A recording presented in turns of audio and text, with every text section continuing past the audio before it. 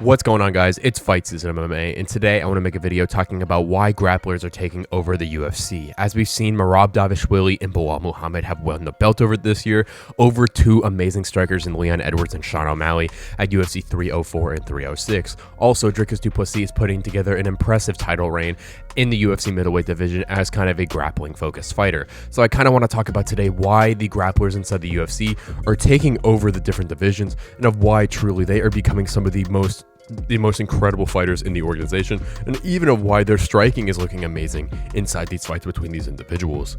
If you guys enjoy the UFC content, please leave a like, comment, and subscribe. That is the best way to help support the channel. And while you're down there, please turn on the post notifications just so you guys are always notified when UFC content releases. But without further ado, let's talk about why the UFC's grapplers like Belal Muhammad, Merab Dvalishvili, and Dricus du Plessis are taking over the UFC currently.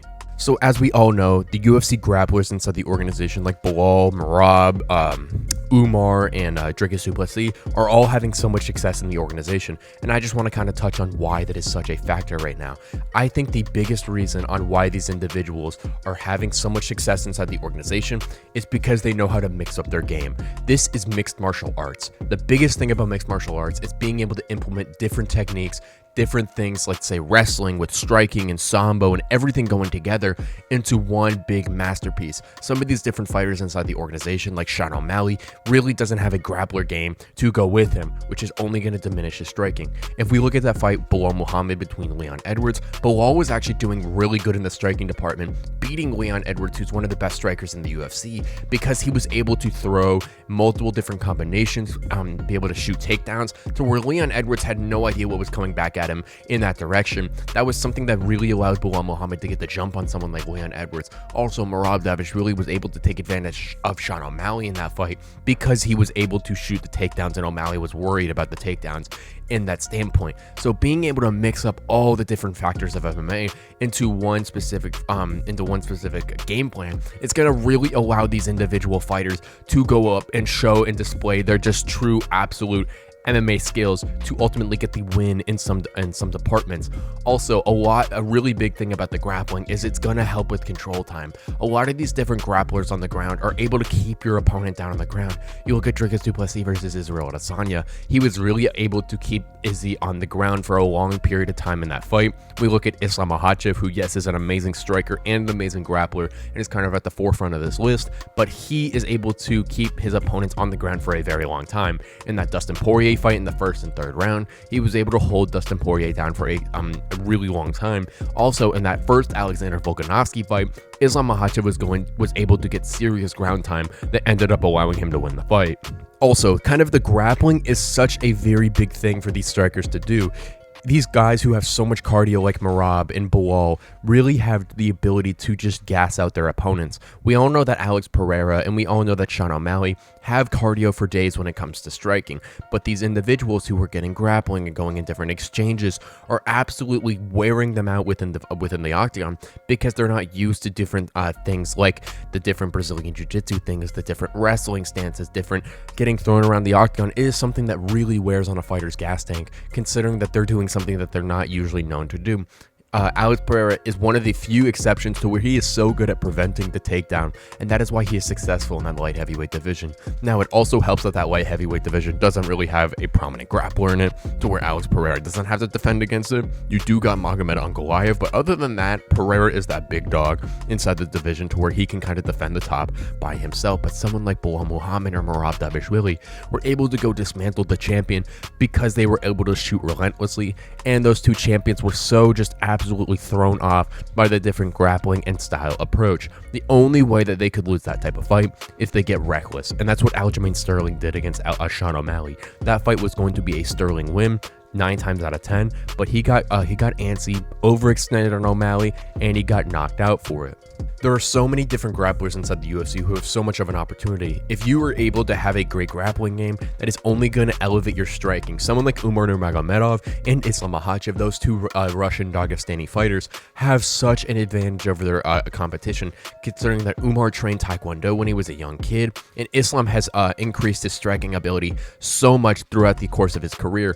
Islam and Umar are able to throw in different strikes and are able to do so many different things inside the UFC octagon to where their opponent has no idea what's coming at them. Corey Sandhagen versus Umar Nurmagomedov was one of the most high-level fights I have ever seen, considering both opponents were able to throw strikes, they were both available to throw takedowns and a bunch of different stuff, and neither one had any idea what was coming with them in their respective direction. Truly, I believe that grappling is taking over the UFC again, and it's kind of like a pendulum swing, to where grappling is going to be dominant at one point, and then striking is going to be dominant at another point, and it's going to be something that really allows the organization to kind of have different types of champions. I think Belal and someone like Merab do have the opportunity to reign for a long time.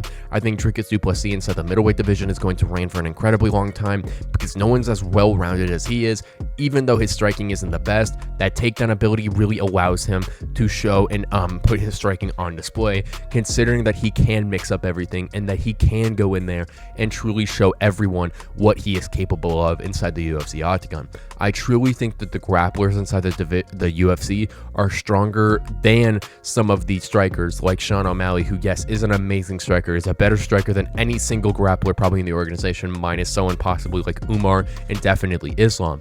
But Sean O'Malley not having the grappling department is a huge flaw in their game, and every single fighter inside the UFC is signing up for a mixed martial arts fight, and if you don't have components of mixed martial arts, you're truly hampering yourself within the octagon. It is something that is absolutely essential for every single fighter to be able to have a mixed game, so they can be able to throw different strikes, catch their opponent off guard, and win the fight ultimately.